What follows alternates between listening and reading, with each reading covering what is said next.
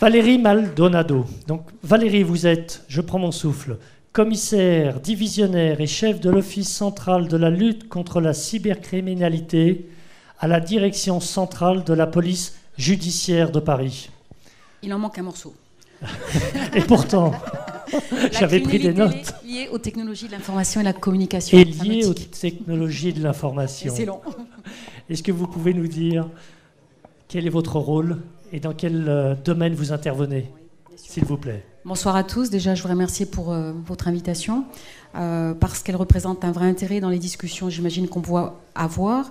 Dans vos propos préliminaires, vous avez présenté en fait vos deux cœurs de métier qui sont à la fois la vision juridique, et à la fois la vision des RSSI, la vision technique.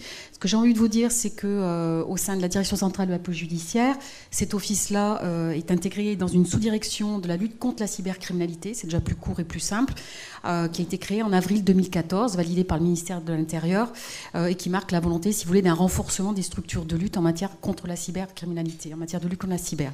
Donc ce que j'ai envie de vous dire, c'est qu'en fait, dans notre métier au quotidien, dans la lutte contre la cybercriminalité, le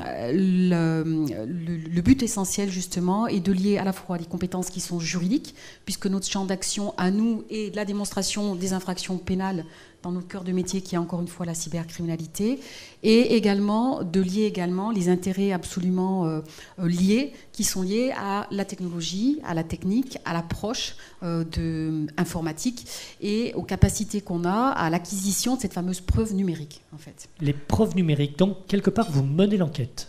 Vous êtes là pour remonter la filière et retrouver le hacker. Absolument. On est là pour développer des enquêtes pénales sous le contrôle des magistrats, bien évidemment, que ce soit en enquête préliminaire ou sur commission rogatoire avec un juge d'instruction.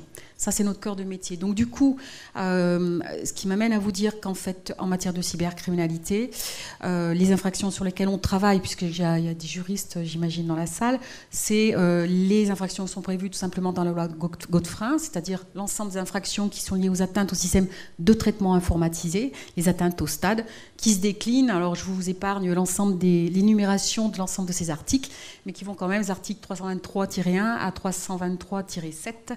Pour les juristes, ça, pour les juristes, qui sont là, qui sont importants aussi. Alors, ce que je voulais vous dire, c'est que en matière de plainte sur justement des attaques informatiques, en fait, principalement, ce sont les petites et les moyennes entreprises qui constituent en fait notre cœur d'activité, puisque ce sont à partir des cas de figure qui se présentent qu'on est amené à développer, encore une fois, ces dossiers-là.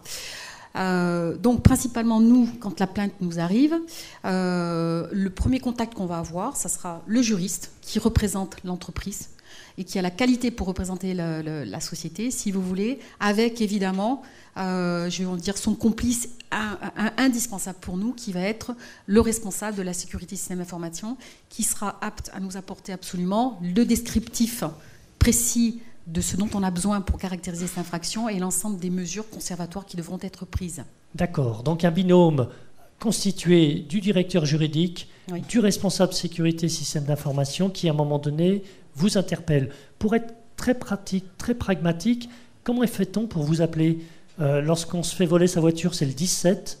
Vous avez quel numéro de téléphone? Alors, si c'est pas indiscret. C'est pas le 17. Excusez-moi. Et il existe en fait plusieurs services spécialisés en matière de cybercriminalité. Le but en fait des réponses qui peuvent être apportées, c'est à la fois, mais je communiquerai le numéro de téléphone de la direction centrale de la police judiciaire, du service spécialisé. En fait, les plaintes ou les contacts nous arrivent soit directement parce que on connaît en fait, les entreprises sont amenées à nous connaissent nos coordonnées, soit que un service spécialisé comme la BEFTI à la préfecture de police est également connu pour ses actions particulières. Nous, on a une compétence nationale. Et également, ce qui est important aussi, c'est la complémentarité du champ d'action que l'on a avec la NSSI, avec un officier de liaison police qui est au sein de la NSSI et qui va nous transmettre également, nous communiquer en fait les coordonnées des responsables d'entreprise qui ont été dirigés par la NSSI parce que, si vous voulez, à un moment donné, dans les premiers contacts qui ont été établis, il y a des éléments suffisamment graves, intéressants, pour qu'on se penche sur la faisabilité d'un dépôt de plainte. Voilà. D'accord. L'ANSSI, donc la dimension technique, vous êtes sur la dimension judiciaire et vous enquêtez. On est sur les deux.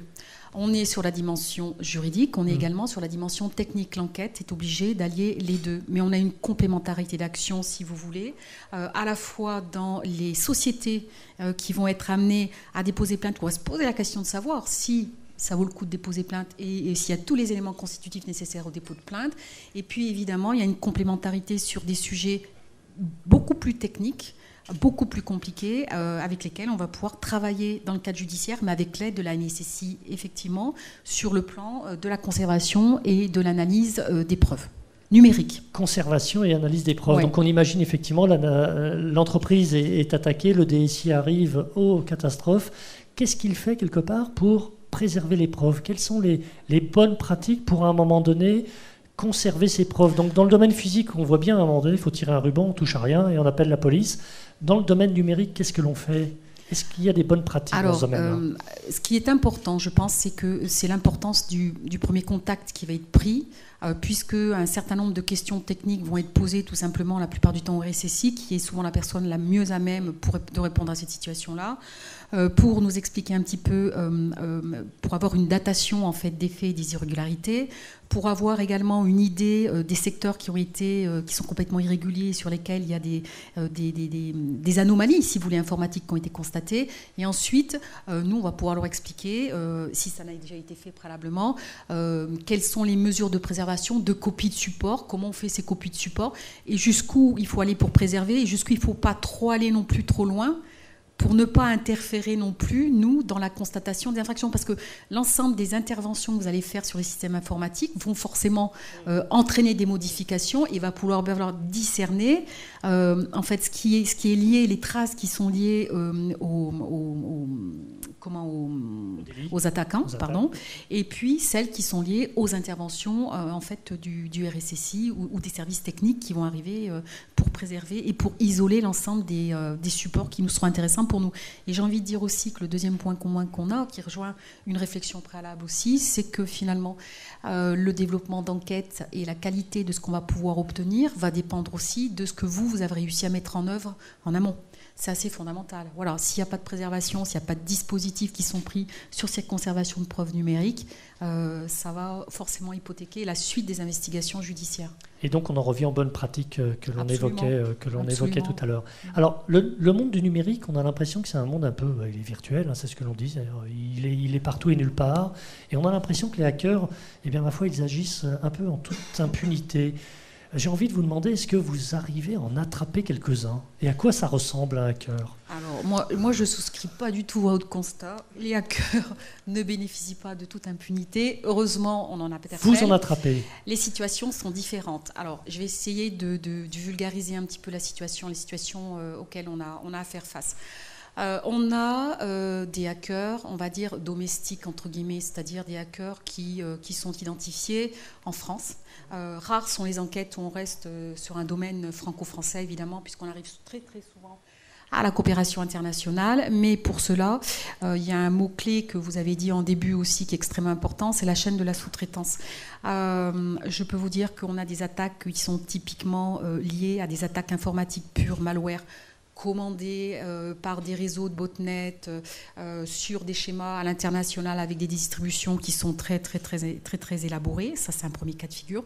Vous avez aussi le cas de l'employé donc frustré, avec qui ça ne s'est pas bien passé dans l'entreprise et qui va pouvoir savoir où est-ce qu'il peut aller chercher, avant de partir éventuellement, des informations qui sont extrêmement confidentielles pour vous, que ce soit en termes de données clients, mais également en termes de savoir-faire. Et qu'est-ce qu'ils vont faire? Soit ils vont aller négocier, vous le savez bien, auprès d'entreprises concurrentes, ou ils vont exercer une forme de chantage en disant, écoutez, si vous ne versez pas une somme d'argent, eh ben, on va les diffuser ces informations confidentielles, puis pour vous donner de la crédibilité, on va commencer à vous diffuser quelques petits paquets d'informations pour vous montrer que. Donc vous imaginez un petit peu, ça c'est important, l'état de coopération qu'on va avoir entre l'avocat de la société, le juriste et le RSSI pour mener à bien la négociation. Voilà, j'en dirai pas plus, mais vous imaginez bien un peu que c'est un traitement qui est quand même très particulier. Donc là, vous allez voir, la plupart du temps, il ne faut pas négliger les employés à un moment donné, qui sont indélicats. Il ne faut pas négliger, parce qu'on a beaucoup de cas là aussi, d'une chaîne de sous-traitance qui n'est pas maîtrisée. et qui n'est pas contrôlée suffisamment, et on voit que les problématiques se posent à ce niveau-là aussi. Sous-traité français, c'est pertinent ou... Je ne sais pas si je peux dire ça comme ça. Ce que je veux dire, c'est que c'est pas mon rôle de me prononcer là-dessus, mais si vous voulez, sous-traiter dans des conditions de sécurité minimum, enfin plus que minimum, la question doit se poser au niveau français, au niveau européen. Après, dans des contrées qui sont un peu plus exotiques, entre guillemets, c'est pas péjoratif, hein, parce que ça coûte moins cher ou des choses comme ça, vous posez la question de la sécurité aussi. Hein. Ça, après, c'est le choix de l'entreprise. C'est sûr que ça comporte des risques. Voilà. Merci. Je vous en prie. Merci Valérie. Je vous demande d'applaudir Valérie Maldonado.